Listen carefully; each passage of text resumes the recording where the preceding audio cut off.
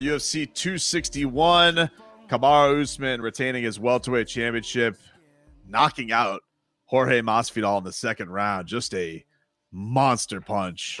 That was that was bananas, man. It was absolutely bananas. So let's talk to the man who was on the call for that pay-per-view. Voice of the UFC, Jon Anik, joins us on the guest line. John, thanks for giving us some time, man. This past weekend, John, I've been very blessed to go to a lot of sporting events, but being cage side for that, with the fans back, with all the wackiness of the people that were in the building, with the results of the fights, it was John, it was one of the best sporting events I've ever been to. UFC 261. It was an incredible night, man. What was it like for you? Being back with the fans and feeling that energy on Saturday night, because for me, it was unbelievable. Well, I love hearing you say that, because of all the UFC live events that I have done, and I'm coming up on 10 years in October, singularly, this was probably the most memorable live event when you sort of parlay the crowd being back with the gruesome injuries, and then, of course, some of the best championship finishes we've ever seen. But you got to start with the crowd, of course. And, I credit my fellow Floridians, of course, and all the people from Ohio and everywhere else that came to this live event. There were a lot of people that wanted to be in the building for the first one, and obviously it was a gate that was north of $3 million. It was as special a night as I have been a part of. And I don't even think it's recency bias. Like, I think this one is going to withstand the test of time. I feel like I fought, bro. Like, I'm still reeling. I'm sore. Like, I'm glad I'm not calling fights this weekend. My voice needs the recovery. And, it's interesting, too, because, like, when I do my pay-per-view open in a COVID-19 climate, I'm not battling the crowd. Whereas in this climate, I'm very much battling the crowd, and I have to adjust, my vocals accordingly. Yeah, because you've been, John, you know what it's like typically when you go to a fight card, nobody's there to start the card. And I got there and I was texting the guys. I was like, I feel like this place is 3/4 full already, and it's the 6:15 prelim. People were so excited to be there for live sports again. At what point do you remember, like, what was the first, like, holy bleep moment as far as reaction was concerned, when you're like, man, it's so good to have this back? Well, I think even when some of us started to walk into the arena, you sort of got the sense that these people were just lathered and ready to explode. I mean, the first fight of the night was Ariane Carnelossi and Liang Na, and it was a great fight while it lasted. But just the response that those women got, and nobody in the arena even knew who those women were, with all due respect, the response those women got was insane. I think if UFC could have done it over, maybe they would have actually put a higher profile fight as the first fight of the night, which obviously is not something that they would normally do, because it was a historic moment, that first fight of the night. It was absolutely insane start to finish. And, I'm glad it was in Florida, man. I really am. It's just a full circle thing to think about where we were in May of 2020, going to take my first nasal COVID test, not knowing what I was walking into, to 15,000 strong. And as you guys probably saw, Dana said at the post-fight press conference, now he's going to reward the state and go across it, and hopefully he turns those words into actions. I mean, John, you can't predict having that many people that early in a card, though, right? No doubt. This is the most people in the United States. Like, obviously, I will say, with respect to my fellow Americans, when we go to Australia, when we go to Brazil, almost anywhere else in the world, it's packed for all 13 fights. So we have sort of like a more late arriving boxing style crowd in the U.S., but certainly internationally, we get an early arriving crowd. Okay, so I'll start with the main event, John. Kamaru Usman, Jorge Masvidal, super excited for this fight. Big Masvidal fan, so I know what's at stake here for him, that this might be the last chance that he has to win a championship. And as great as Kamaru is, I never, ever could have expected him to flatline Masvidal with the most perfect right hand we've ever seen. Your reaction to that fight and that result, because, I mean, it was so picturesque perfect. I mean, seeing that cage side was unbelievable, but I guess your whole thoughts on how that fight played out.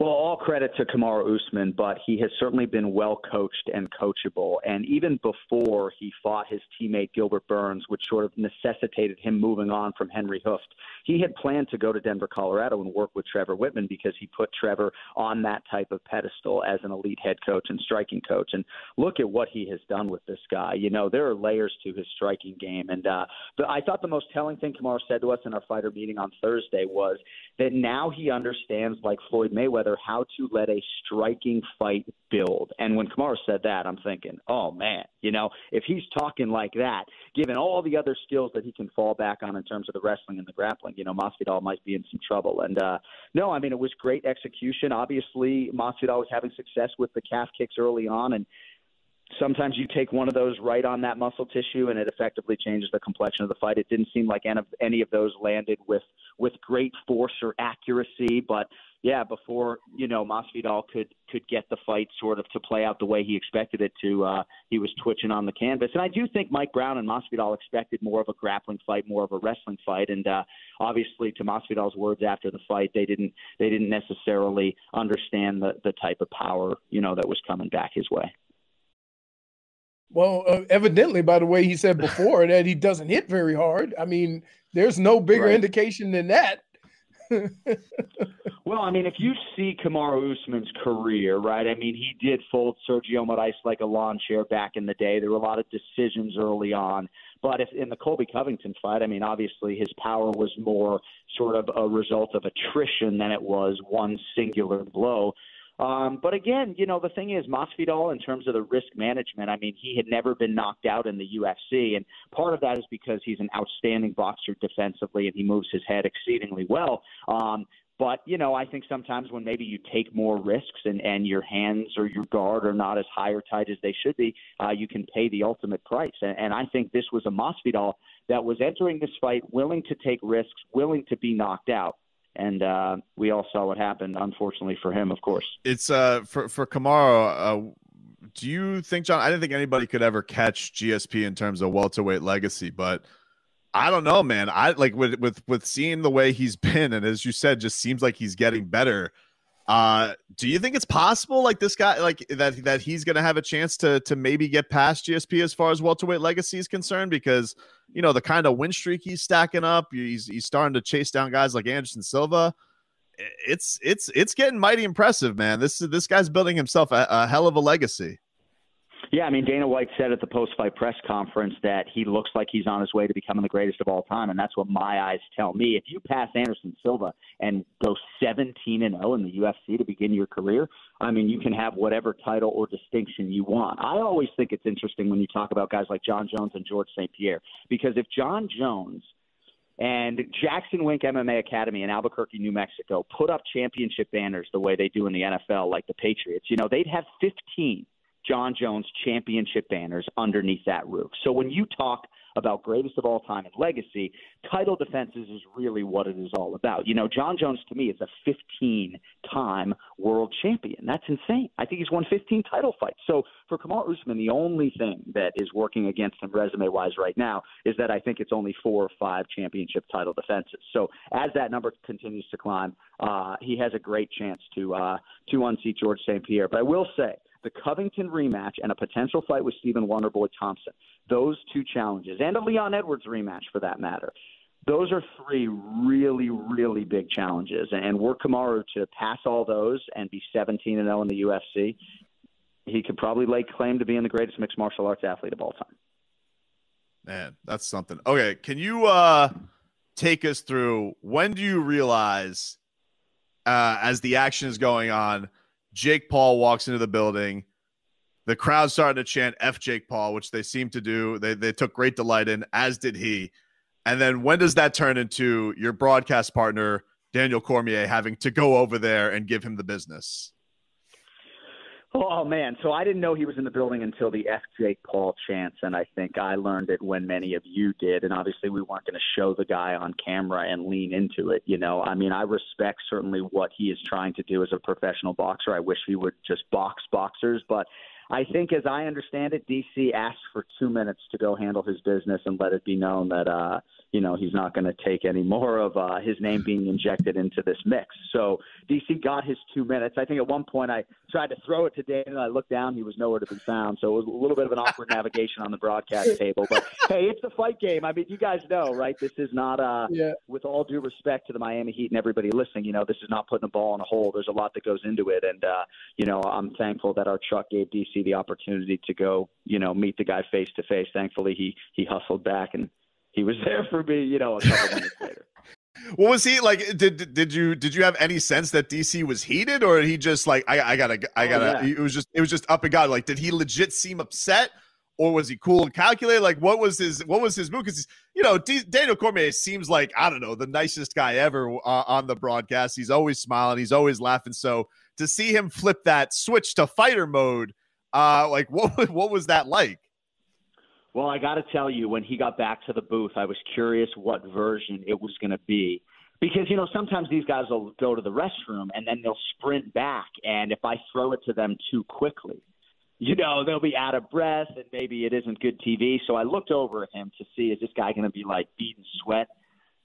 Cool as a cucumber, right back into the synergy of things, and he was not sweating at all. So I think ultimately he probably felt good about the interaction and felt like he got his point across. But again, to Dana White's point at the post-fight press conference, Jake Paul is doing enough things right that he actually can get a former two-division UFC champion to get up from the broadcast booth and go address him. So I would say for Jake Paul, probably mission accomplished on a lot of fronts as well. And John, before we get you out of here, what was your favorite? Because one of the fans' favorite thing after knockouts is always getting the view of you, Joe Rogan, and DC after crazy knockouts. So, what was your personal favorite one to watch back on? Was it the Rose Namajunas head kick, or was it the Kamaru Usman knockout on Jorge Masvidal?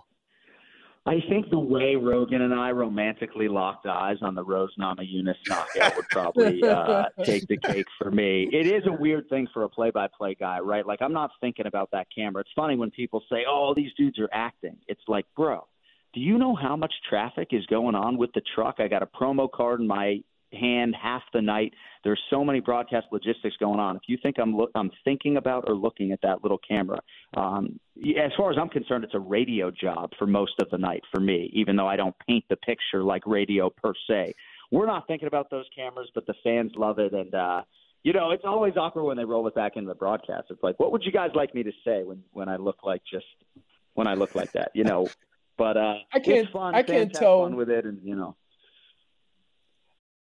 I can't tell watching you guys if somebody made a 3, but I want to get excited too. So I just jump in my chair at 12 o'clock at night. I'm like, oh, what happened? Like, because on TV, you didn't get, they showed the shot from the other side. So it wasn't until the replay that we actually saw the contact. So I just jumped. And then I'm like, wait, what did he hit him with? And then they showed the other side, and I'm like, oh, my goodness. Right, I know. Well, and for us, it's like because it's television and not radio, not like they want us to call out every strike with an, but we can do that a little bit. Whereas if you're on the radio, like you absolutely have to paint a picture of exactly what landed and how. So we have a little bit more liberty to be professional fans, as Joe Rogan likes to call us. And I'm looking at this picture, and you guys look like you're getting ready to man hug because the knockout was so great. Insane. John, we appreciate the time, man.